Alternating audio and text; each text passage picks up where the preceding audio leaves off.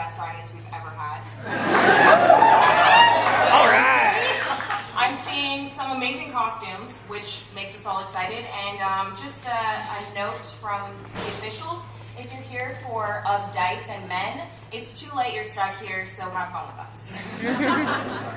So we want to start out by saying thank you so much to everyone who's been watching our videos, coming up to us and being like, oh my gosh, hey. And those of you who donated your hard-earned money to us to get us here and to keep us crab-catting, thank you.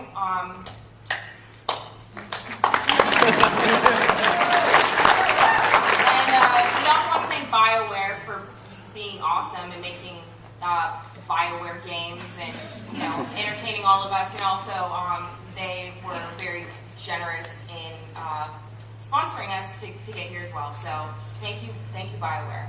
I want to introduce everyone on the panel, and then, you know, we have more fun, crazy, zany stuff to show you, and then we'll do a Q&A session. So this is Alex. Alex is an up-and-coming voice actor, costumer, and miscreant extraordinaire. Good to see you. Me? Alex. All of us? Stand up, Alex. Stand up. Oh, wow. Hi. Wait. Hi, Alex. Hello. I have next to me, we've got Holly.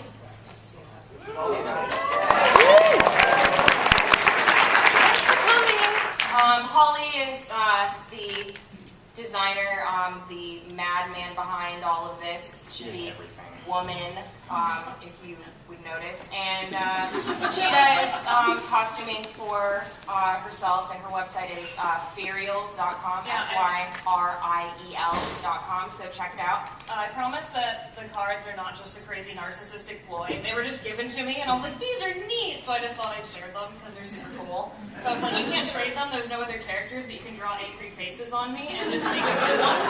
So go ahead and play while I think of Yeah, first person who makes up a real game, you win a big prize. Yeah, seriously. We're going to play that Yeah, the game. website's on there too, and eventually we're going to have a Crab Cat website, so if you check that website. So to my right, I don't know my directions. To my right is Steph.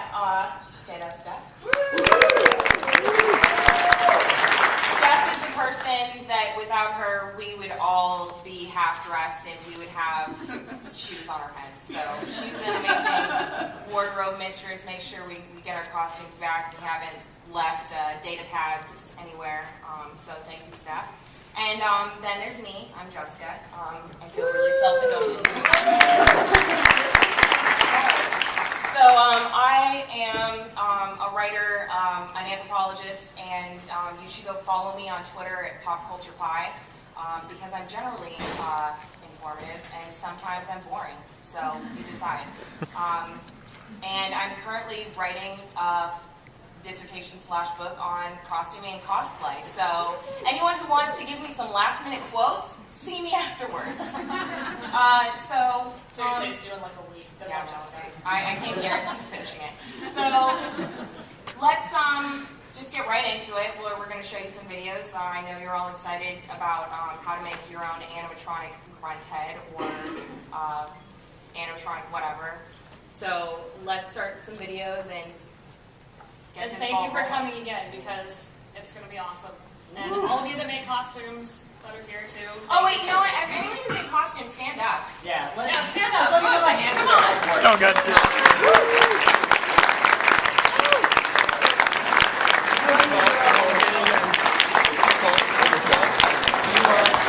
here to share the pains and successes of being in costume. You are the stuff that dreams are Especially made of. Oh, and last thing, we have this really sad disposable camera because we remembered our costumes, but I forgot a camera. So everyone smile. It'll be in the video. Great. Okay, All right. let's get this started. Okay, let's go. Here we go. One video for y'all.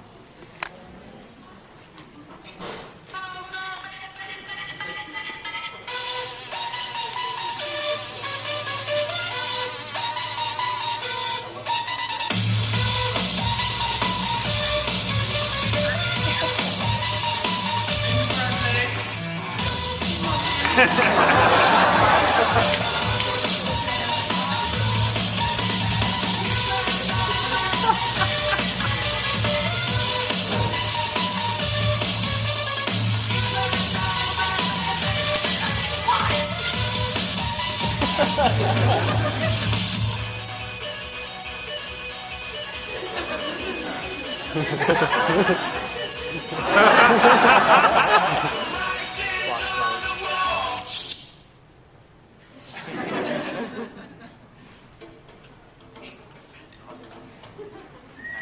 guys, that was just random silliness.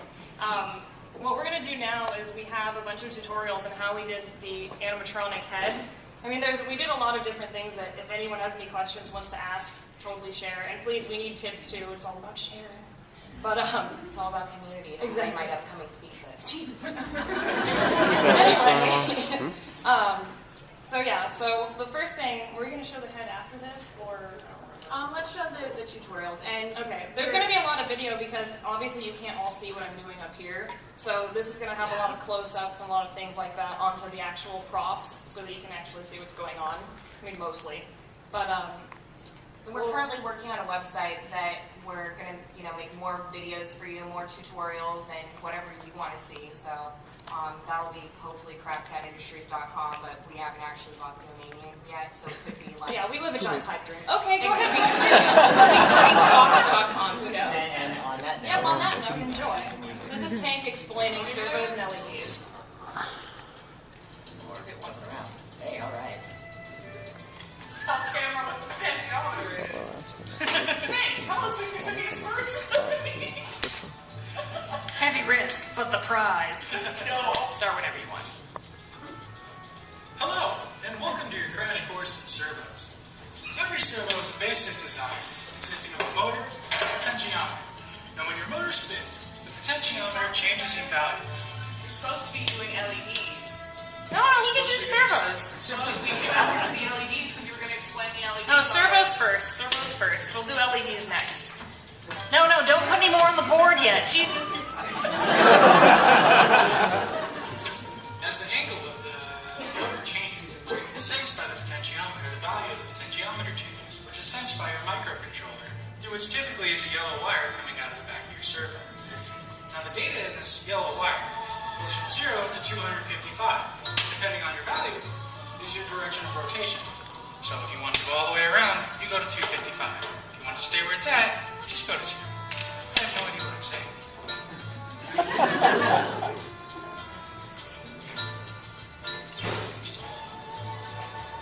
Pulse width circuit. How does it work? Well, it's actually pretty easy. Inside of this suit, controlling all those LEDs is a tiny little circuit. And what this circuit does is it blinks those LEDs on and off really fast. Now, if I were to turn it way down, it'll only be on 10% of the time.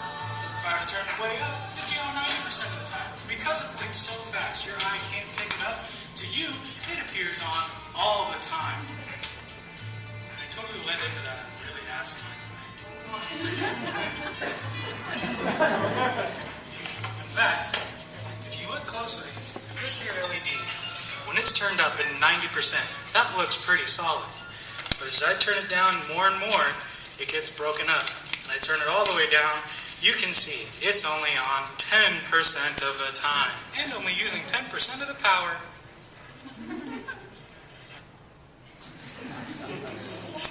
This is the microcontroller. The entire show is... And that's all you get to see. There's more. Oh, there's much more. Yeah, there's more. The next part is actually us explaining the inside of the Krogan head. And it's a little bit long-winded, so we're going to let it go for a bit, and then we're going to pause it. I'm going to demonstrate the head, and we're going to do silliness, and then we'll let it go again. Because it's actually like legitimate science-y, like this is how we built it, like mechanical stuff. So it should be really interesting if you feel like building something and want to see how we actually did it. But there's no shenanigans. There's a lot of jerks. Yeah, if you're anything like us, you were really antsy. And Yeah, that's I start why you getting make bored. costumes. Yeah, so we're going to let it play. If you have any questions or anything like burning, you can like run up to the panel and be like, "What?" And I'll try and answer. But it'd be kind of rude, but that's okay, it's funny. So keep going. It's held on this card, ran by this. It runs all the show, does all the fun stuff. Now, how did you program the, that thing was on, what was the program called that we programmed? Vixen. Vixen. Yeah, programmed it using Vixen, which is actually supposed to be used for Christmas shows, but whatever. Multitasking. There you go. And it was done different ratio, or different, what is it, for the servos, because it's like a certain angle or torque. It does it, like, for each servo, it gives a certain amount of direction. The positioning they use is based from 0 to 255. So 0 would be all the way one way, 255 would be all the way the other way. So anywhere between 0 and 255, like if I set it to 100 or 128, that would be about halfway. But the cool thing is Vixen doesn't work on just 0 to 255, it works from 0 to 100%.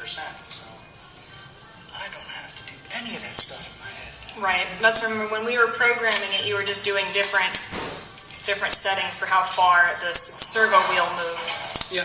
So it's a wheel, and so it only moves a certain amount of angle to how far you want the servo to move in the head. Yep. Go to 50%, go to 75%, go to 30%. Like a wheel, you know, like here's the wheel, and then you're telling it to move a certain way. Ooh, wheel! Woo! Yeah, it's actually, I mean, it's a simple idea, and you can just download the program, and you've got a servo-controlled head thing. Woo! And you can buy these online, these circuit things too. We had a friend give us this one because he's awesome like that. And it has an audio control board too. We don't even use that, but you can buy them online on different electronic sites. They're just pretty much show controller boards. Microcontrollers. Yeah, microcontrollers. We also bought Tally's sound controller, which is right here. Just ignore the fact that it's not in a package. It's just like randomly stuck to the side of the helmet, but it's fine. It's fine. Stuck there with Velcro. It's stuck. Yeah. It's okay. But don't do that if you're gonna like be all special and cool and make props. Don't just like stick your board on the side. But it's fine. It works. But you can buy this online too. It's a sound receptive board. So when you talk, woo, Tally, are you talking? Are you working? It's not working right now. Okay, hold on. Boop, boop, boop, boop, boop, boop. There we go. A light organ. Light organ. Yeah. So yeah, light organ, show controller board thing. And yeah.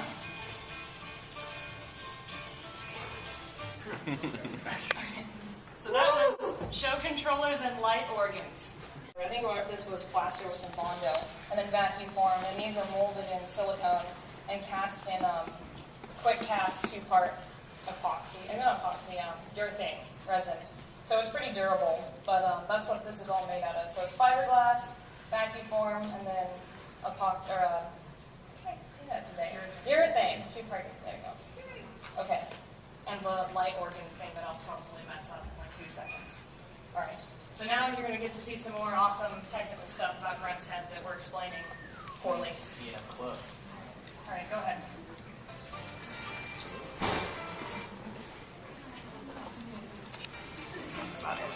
So, okay, I'm going to show you guys the inside of the head because since, I filmed part of it when we were making it, but I can't, really show the inside. But if you look in there, I'm zooming. Woo, let's zoom, look at this. Right there is an aluminum rod that has the